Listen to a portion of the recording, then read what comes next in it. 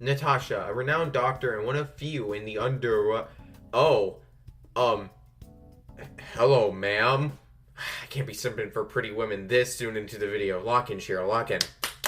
Okay, let's try this again. Natasha, a renowned doctor and one of few to be found in the underworld, as revealed in the quest to rot or to burn, she's the true leader of Wildfire, with Oleg only acting as the head of the group in her stead. She also doubled as a caregiver for orphaned children during her early years as an underworld doctor. The orphanage in Rivertown that Branya and Sela originate from, yeah, Natasha was the lady running that orphanage before the town was abandoned. She also received high marks in her combat performance during her time studying at the Belobog College of Medicine. I'm just reading her resume at this point. Seriously, what can't she do? Her aptitude in multiple fields is important to establish up front. She's the true brains behind the underworld's replacement for the Silvermane Guards, as well as the lead physician in Bouldertown. Her many skills prove she's more than qualified for such critical positions, and her looking after children even after moving to Bouldertown proves that her kind and caring demeanor is as authentic as the pragmatic side that comes out if and when she has to join the battlefield. Her love for the people around her is exactly why she stayed in the underworld and started Wildfire. Her third character story is a letter she wrote to her parents, letting them know that she wouldn't move back to the overworld before the lockdown separated the two sides of Jarilo-6.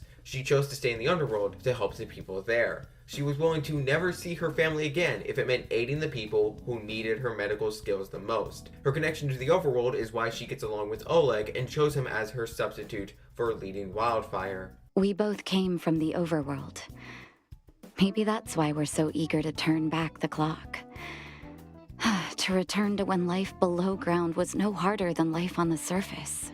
Fortunately, the lockdown would be lifted after Branya became the Supreme Guardian, and Natasha was able to reunite with her family, only to realize her mother was all who was left. Her father passed away peacefully, and her brother Vash presumably died from the adverse effects of his own experimental medicine. I couldn't imagine being disconnected from the family you loved for so long that you had no idea your own father passed away. But her first character story makes it clear she's become scarily familiar with death through her career. Natasha's role as a doctor is the most important one to her. After all, the Harrower family, father, mother, and brother, were all doctors. Her late father was considered to be the best surgeon in all of Belobog before his retirement. Natasha even says her family was what led her to practicing medicine herself. They respected Natasha's decision to stay in the underworld and didn't force her to take on the name Harrower.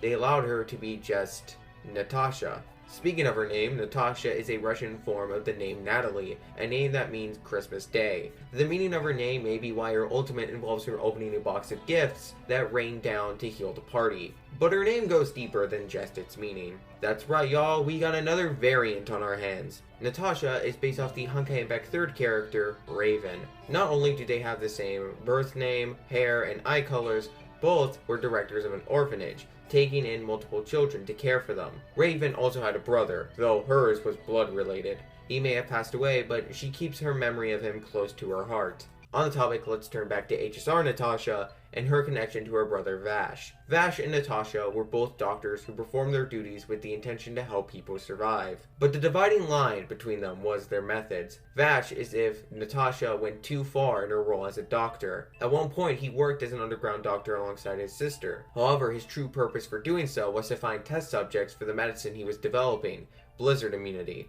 As the name implies, it was a medicine that would have helped the people of Jarilo-6 survive the glacial temperatures of the eternal freeze. He would use his experimental medicine on people affected by fragmentum corrosion to observe how they differed from ordinary non-patients. When Natasha and Oleg found out, they ultimately decided to banish him from the underworld. He would choose this snow plains as his place of exile, as it was the area, quote, he'd always wanted to conquer. In the two-part readable Blizzard Immunity Lab records, you read Vash's handwritten journal entries during his exile. He slowly withered away from the side effects of his own medicine after making himself the test subject for his experiments. But he managed to develop a version of the medicine that had no harmful side effects, which he gave out to the Silvermane Guards. His experiments ultimately paid off. Blizzard immunity managed to do some good for multiple people. But Natasha makes a good point in that it doesn't redeem any of the evil experiments he did to get to that point. Regardless, being reminded of the bits of humanity her brother had, she chooses to put up a gravestone for him.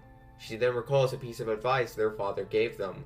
A doctor does not get to choose his or her patient, my children. Remember, Never say no to those who come to you for help. Never.